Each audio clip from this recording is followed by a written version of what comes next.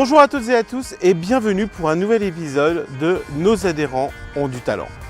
Aujourd'hui, nous sommes dans le golfe de Saint-Tropez et plus précisément à Sainte-Maxime. Je vous propose d'aller dans un endroit plus couru que la Madrague, chez François, nouvel adhérent Eurorepar Car Service depuis 4 mois. Vous me suivez ?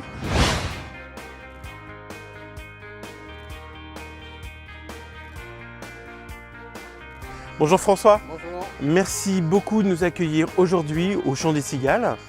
Première question, qu'est-ce qui motive un réparateur indépendant à rejoindre un réseau? Rejoindre un réseau, c'est d'abord réunir tous les ingrédients qu'un réseau peut apporter qu'un indépendant n'apporte pas.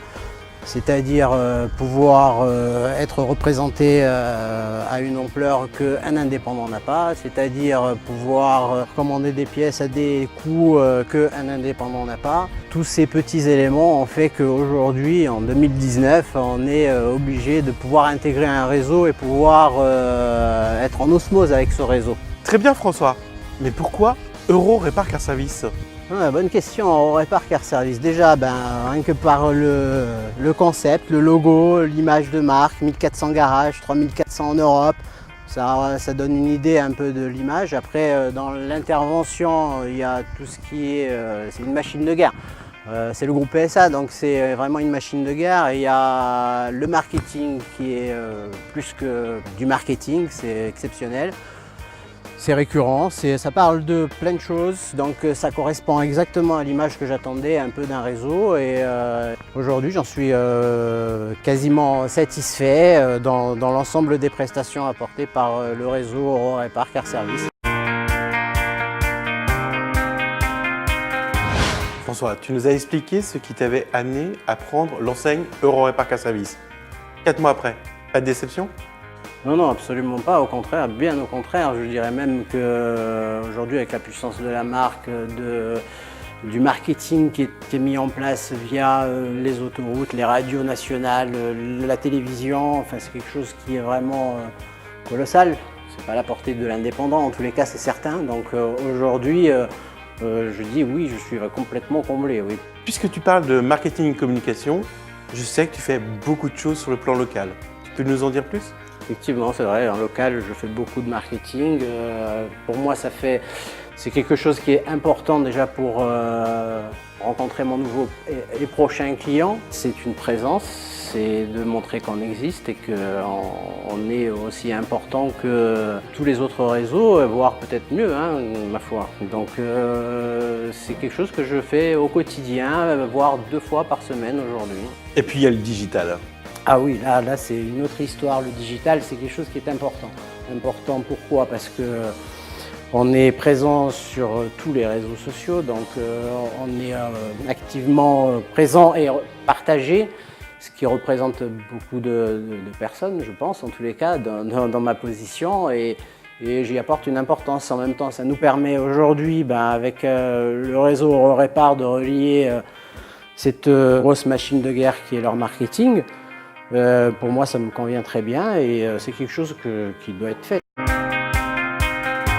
François, tout à l'heure, on en parlait, tu te diversifies puisque tu fais des véhicules d'occasion. Oui, effectivement, on essaie d'être présent sur tous les secteurs d'activité de l'automobile. Donc le VO fait partie de l'automobile, bien évidemment. Donc c'est important pour nous d'en avoir. Aujourd'hui, on travaille principalement avec du dépôt-vente et puis de toutes les façons, pour faire du chiffre, il faut être présent, donc c'est très important d'en faire du véhicule d'occasion. Alors, prêt pour le VO Eurorepar Car Service? Oh là, faut pas se précipiter. J'ai bien pris connaissance en tous les cas du principe avec le réseau Eurorepar et le label VO. C'est quelque chose de très intéressant, mais comme on dit chez nous, bien ou bien, donc on va attendre un petit peu, voir un petit peu les choses, comment elles évoluent. Aujourd'hui, ça fait que 4 mois, on est tout jeune. Je pense que c'est quelque chose sur lequel on va investir sans problème. François, puisqu'on est dans les outils de la licence, je crois que tu es très attaché à l'environnement. Tu peux nous en parler ? Effectivement, c'est quelque chose qui est très importante et qui me tient vraiment à cœur. Dans l'entreprise, on recycle tout ce qui est à recycler. Donc on essaye d'avoir notre label Auto-Eco-Clean. On a transmis tous les documents nécessaires. Normalement, ça devrait être quelque chose qui devrait nous être accordé. En tous les cas, je l'espère, je croise les doigts et j'encourage les autres garages à en faire autant et voire plus. Aujourd'hui, la planète, c'est pas une poubelle.